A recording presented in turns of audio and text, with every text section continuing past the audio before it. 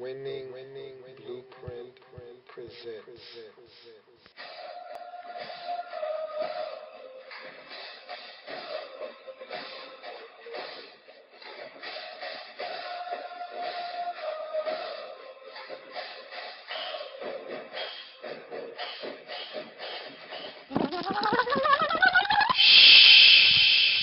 Warrior, peace. Whether right or if it's wrong, my allegiance remains strong. All the losses and all the wins, my team, oh yes, the Skins. How could I like them so honestly? They're all I know. Skins pride is just so bold. My colors, burgundy and gold. For the Skins, I am a courier, a.k.a. I am the Warpath Warrior!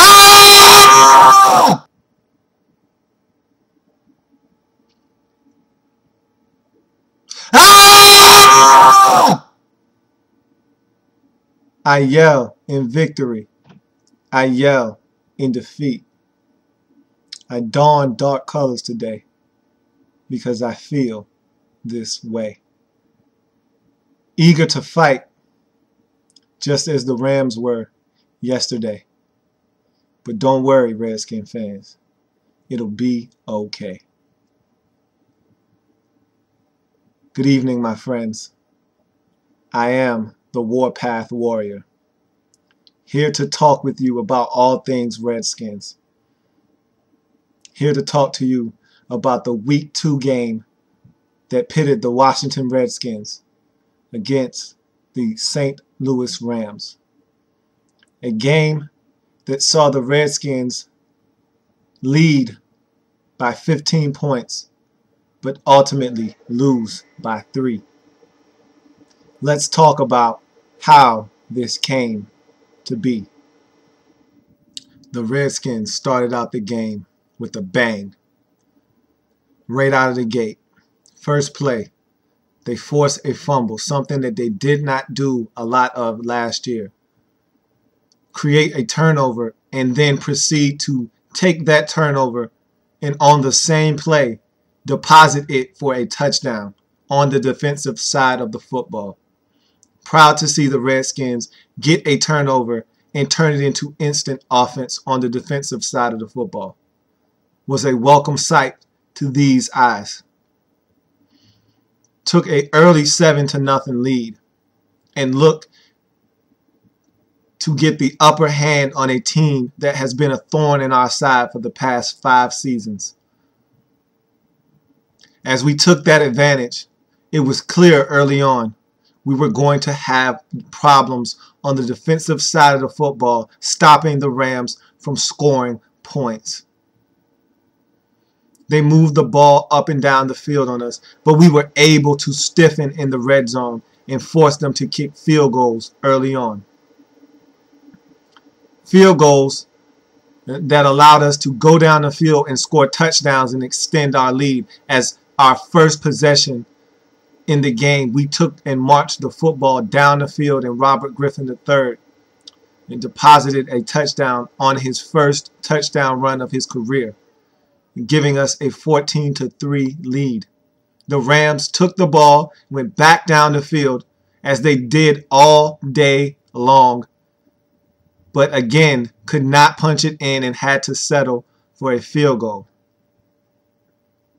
To the dismay of Steven Jackson, who believed that he was in the end zone, and rightfully so, because he was in the end zone. This game started out chippy. It started out with bad calls by the officials, and it continued throughout this game. These officials had no control over the players on the field and allowed this game to get way out of hand.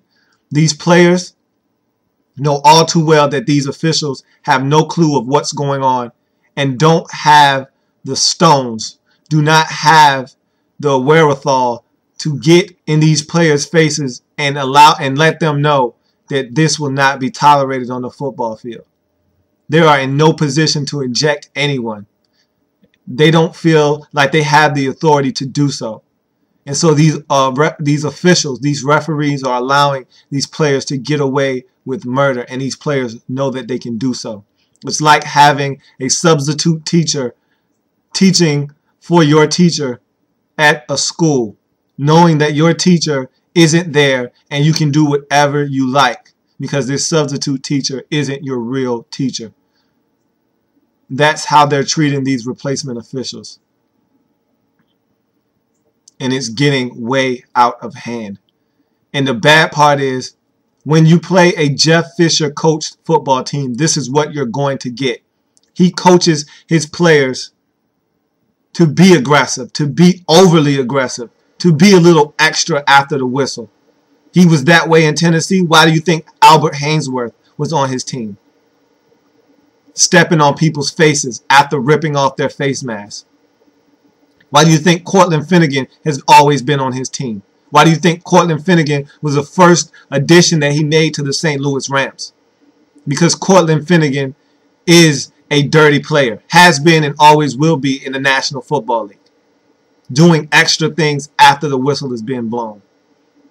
Why do you think his first acquisition as a coach was to go out and get Greg Williams as the defensive coordinator, someone who has been known to be extra and aggressive? We know what Greg Williams has done and why he's been suspended indefinitely out of the league.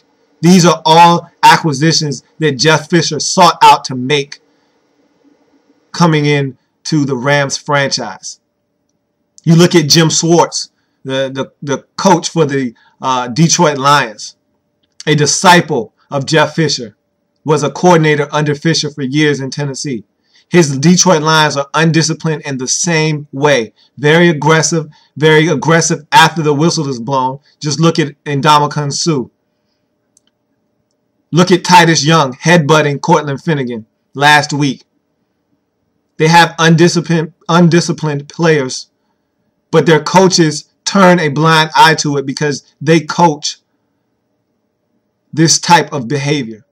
Maybe not to the extent of being thrown out of football games. Maybe not to the extent of headbutting guys after the whistle has been blown. But they tell them to do extra things. Push his head into the turf as you get up. Twist his ankle as you get off of the pile. They teach these things. Their players are aggressive for a reason. And so, going into this game, you had to know that Jeff Fisher was going to have his dogs turned loose this game, and these replacement officials were in no position to get these dogs back on their leash. And they were out of control from the beginning of the game all the way until the end. And ultimately, it was one of the reasons why the Redskins could not win this football game. They should have won this game. That is not a plausible excuse as to why we lost. But it definitely helped the Redskins lose this football game. Both teams could have reasonably have gripes about the officiating in this game. Both teams were cheated out of opportunities. Both teams were disciplined improperly. Both teams weren't disciplined as they should have been. This was a game that got out of control, and there was no one to get it back in order. The inmates were running the asylum on Sunday afternoon in St. Louis. But we go back to the football game, and Steven Jackson was in the end zone, but he was denied a touchdown by bad officiating. On the Rams' first drive, I think that Gibson got 2 feet in. At least it was worth a look. That's Jeff Fisher's fault for not challenging, though. Another bad call by those officials. Either way, the Rams ended up with 2 field goals because of it. Redskins had a 14-6 lead. Alfred Morris had an excellent game running the football. Probably should have had more carries. But when you get into a game like the Redskins were in, where you feel like you need to score points, the passing game begins to trump the running game. And I thought we were very efficient in our running, and he was picking up chunks of yardage, and we should have stayed with the run a little bit more.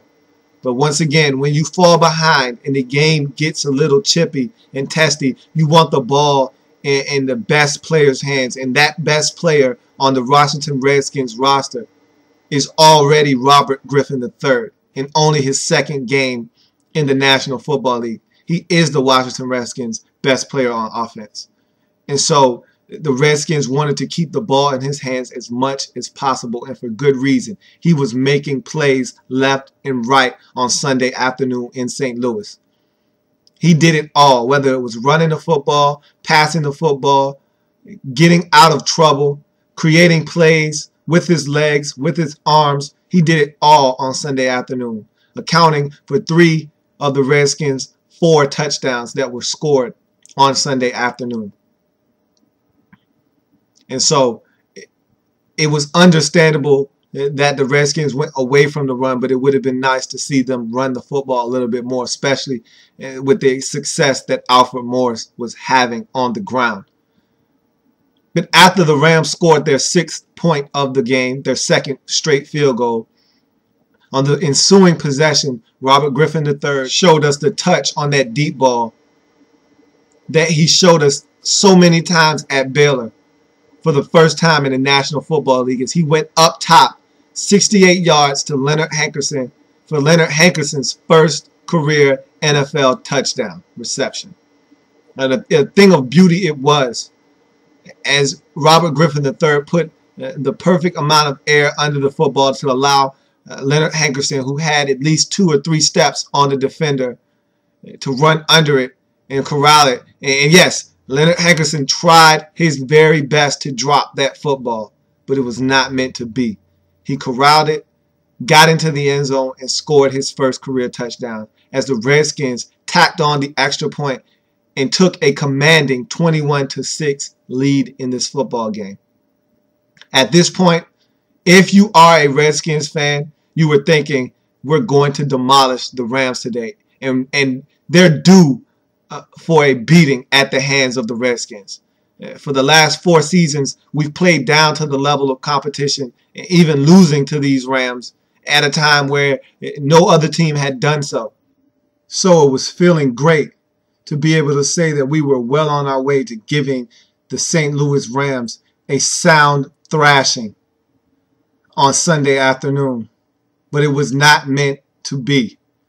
The Rams came right down the field and scored a touchdown, their first of the day.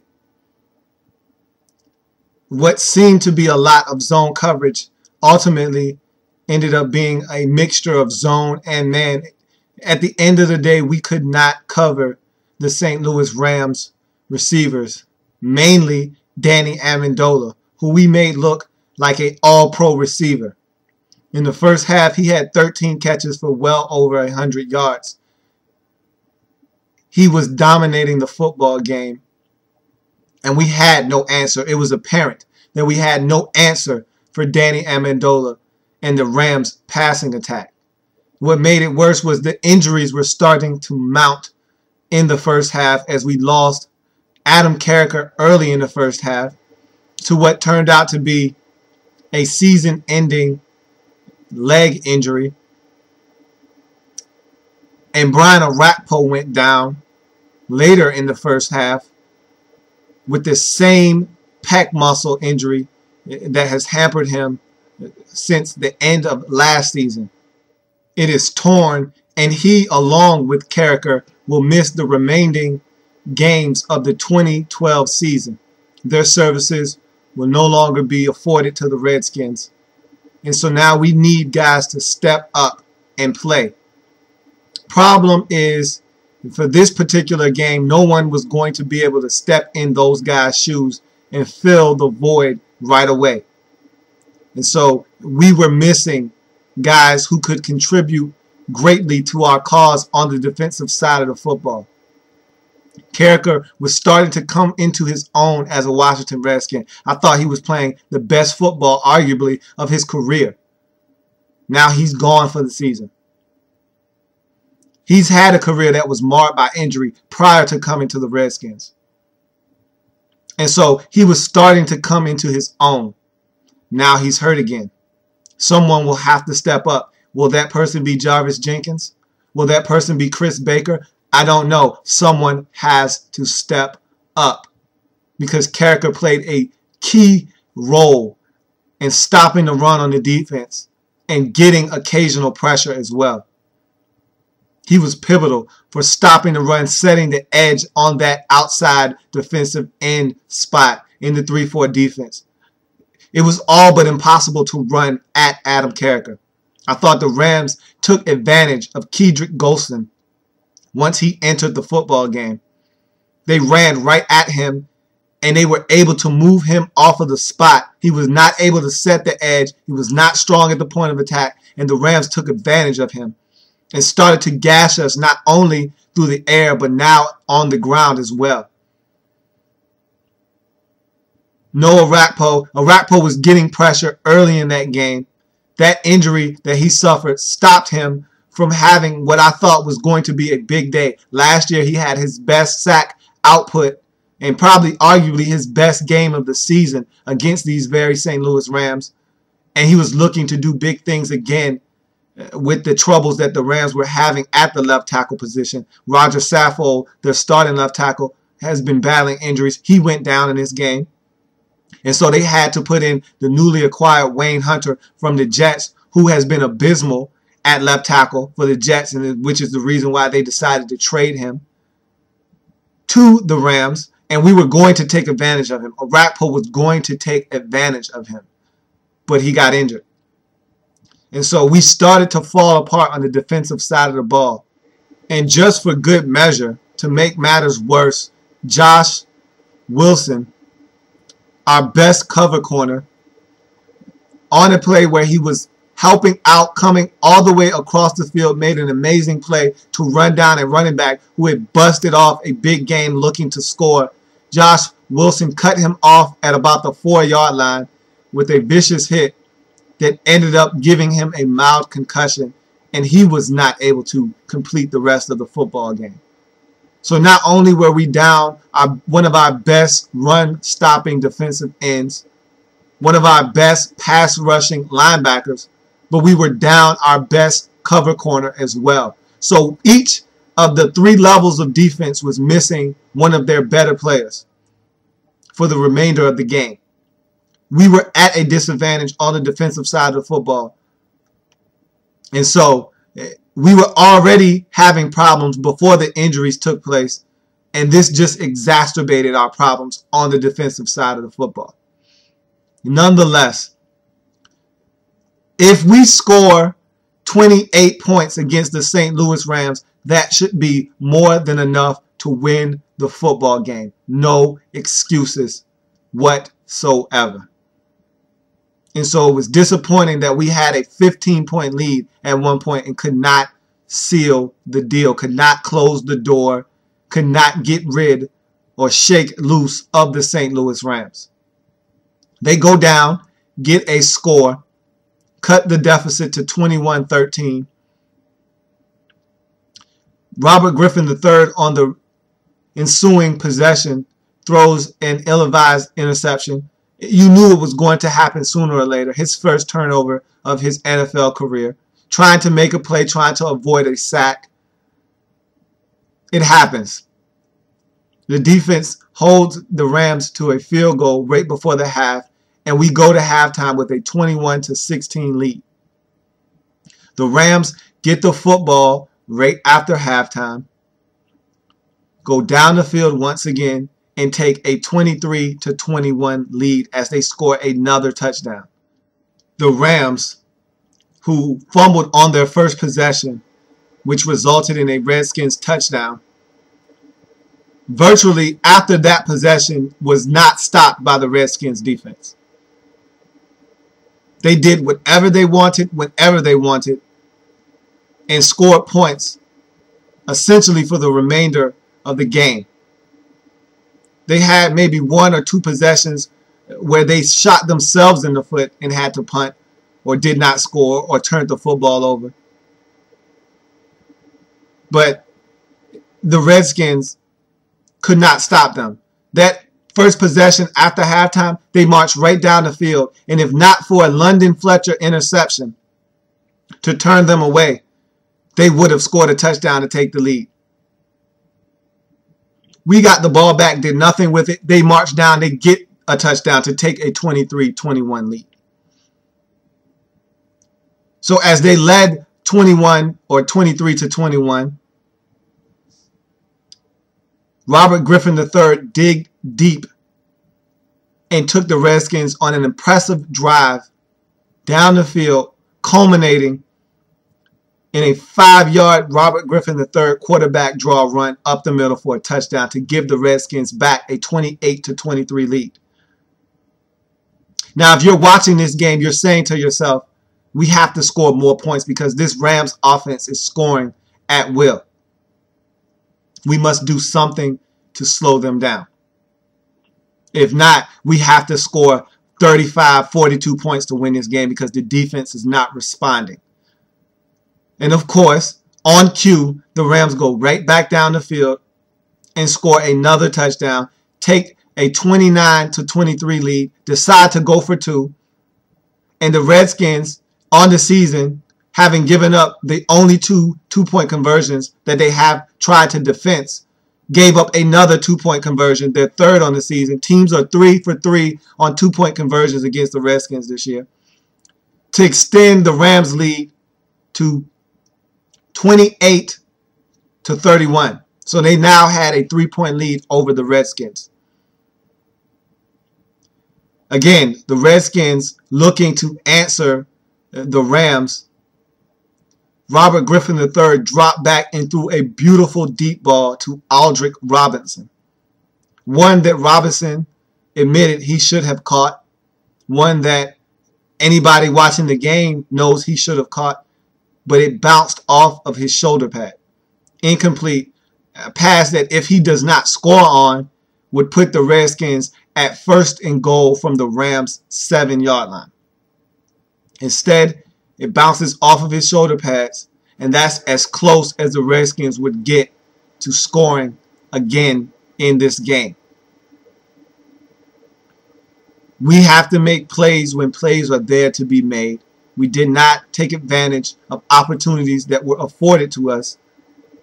And so we put ourselves in the position at the end of the ball game to have some late game heroics. The Rams get the football back with a little bit over 4 minutes remaining in the game and proceeded to run their 4-minute offense to run out the clock. The Redskins, in need of a stop badly, could not get one as the Rams continued to move the ball down the field. And the Redskins were in danger of losing this football game without ever having another shot at getting the ball to Robert Griffin III and having this offense have a chance to win. But suddenly, something happened. London Fletcher, which all game had been going on, was hit after the whistle by Quinn Okajanaka, a backup left guard that the Rams recently had to re-sign because of injuries along that offensive line, comes in and mollywops London Fletcher after the play is over with. No flag is thrown. Fred Davis was almost decapitated on a defenseless receiver pass. He was thrown the football, did not get a chance to catch the ball, secure it, make a football move, and protect himself. He was laid out by corner Janoris Jenkins, and nothing was called. He had to leave the game with a concussion as well. Yet no flag was thrown. London Fletcher hit after the play was over, yet no flag was thrown. These referees had no control over the game. But what happened on that play was London Fletcher used that adrenaline, that aggressiveness that defender used on him after the play was over, and forced a fumble on the very next play that got the Redskins the football as D'Angelo Hall recovered the fumble and got the Redskins offense back the football with a chance to win the football game. A little bit over 2 minutes left in the game. Redskins proceeded to start to march down the field. At the very least, the Redskins were thinking at least a tie football game going to overtime. But many of us, myself included, were thinking, let's go for the jugular, let's go for the kill, let's go for the win. And that is exactly what the Redskins were intending on doing. As they marched down the field, got past midfield, got to the Rams' 31-yard line, a yard short of the first down marker on 3rd and 9, bringing up a 4th and 1, or what would have been a 4th and 1, and then it happened. The it being Josh Morgan losing his cool, losing his poise, and throwing the football at Cortland Finnegan after Cortland Finnegan mushed his face after the play was over. And of course, Cortland Finnegan had been an instigator all game, doing things after the play was over. This was not the first time he had done something to Josh Morgan in the game. This was something that culminated in Josh Morgan finally getting past his boiling point and throwing the football at Cortland Finnegan, causing the referee to throw a 15-yard unsportsmanlike penalty on Josh Morgan, knocking the Redskins not only out of field goal range, but out of any possibility of trying to go for it on 4th down, or at least in the mind of Mike Shanahan. Inexcusable play by Josh Morgan. Can't have it. Now, did that cost the Redskins the game? Maybe. But no one play loses a team a football game. The Redskins had many opportunities to win this football game. That was the last thing that happened, so that's the last thing that fans remember. But don't make a mistake in thinking that the Redskins lost this game because Josh Morgan did what he did. Yes, it was foolish. Yes, it hurt the team. But we had opportunities to win this game, and we did not get it done. His actions were just the cherry on top of the sundae that was rotten for the Washington Redskins. And so Josh Morgan's actions put the ball back to the 44-yard line, where Mike Shanahan decided that it was a good idea to kick a 62-yard field goal with Billy Cundiff, who hasn't made a field goal over 50 yards in over 6 years. What was the logical thinking there? No one will ever know. Most Redskins fans would have loved to have seen the ball be placed in Robert Griffin III's hands and ask him to go make a play. Ask him to try to get 16 yards. Much rather have seen that. Jeff Fisher called a perfectly timed timeout that allowed Mike Shanahan to second guess himself and send the field goal unit out there instead of leaving Robert Griffin III on the field as he had originally intended to do. And so the Redskins attempted a 62-yard field goal that was not close and never had a shot. It was a bad decision, but again, we have to live with that decision that Mike Shanahan made and move forward. Interestingly enough, on that play, that 3rd and 9 play that Josh Morgan caught and was a yard short of, he could have easily gotten that first down. A lot of people are not talking about the fact that he turned back outside inexcusably when all he had to do was turn up the field and he had another 5, maybe 6 yards in front of him. Instead, he turned back outside, allowed the defense to close in on him, cut him down short of the first down, and then it happened. All in all, the Redskins lost this football game because they did not make enough plays on the defensive side of the football.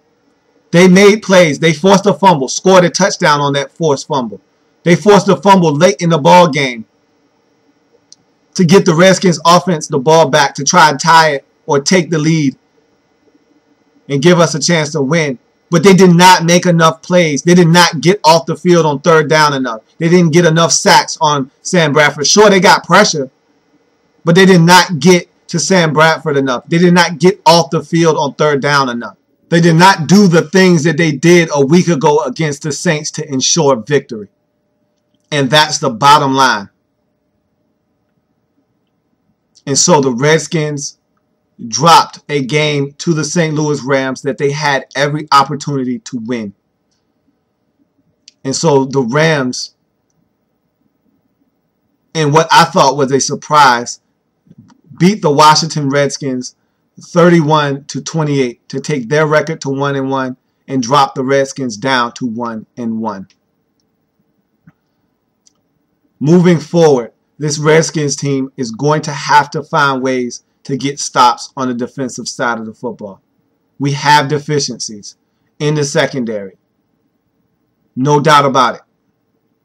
Maybe when Brandon Merriweather comes back, that will help alleviate some of the issues we have in the secondary. I say don't count on it. We will see. We have another test coming up in the Cincinnati Bengals, another team that can put pressure on you via the passing game. If we don't get pressure on them, A.J. Green will have a field day. The Red Rifle, Andy Dalton, will have a field day. Let's see if we can find a way to nurse some of these injuries that we have, get guys back on the field, find guys to step in for the ones that will not be back, and see if we can get the ball rolling again in our home opener next week against the Cincinnati Bengals. It's a big one. I expect the crowd to be raucous. Robert Griffin III's home debut, our home opener for the 2012 season. I expect the crowd to be loud, to be in full effect, and to make it a tough place for the Cincinnati Bengals to try to come in and win a football game. We must go home and get it done. So, with that being said, as tough of a game and as tough of a loss as that was, you have to be proud of the effort put forth by Robert Griffin III. He showed a lot of grit, a lot of toughness, a lot of reserve, a lot of mental toughness. They were doing extra stuff after the whistle. They were hitting him out of bounds. They were doing extra stuff to him to try to make him uncomfortable, to hurt him, to injure him. But he persevered. He continued to push forward and make plays for this Washington Redskins offense. And for that, I tip my cap to you. And I say, job well done, Rook. Continue the good work. Continue to build on your legacy as you are forging one as we speak. You are the franchise of the Washington Redskins. We will only go where you take us. And right now, after 2 weeks, that's a pretty damn good feeling. Because I feel like we are in good hands. No, not Allstate, Robert Griffin III. And so, moving forward, I just want to address one last issue before I disappear until next week this time. There's been a lot of talk about getting rid of Josh Morgan, which I believe is asinine.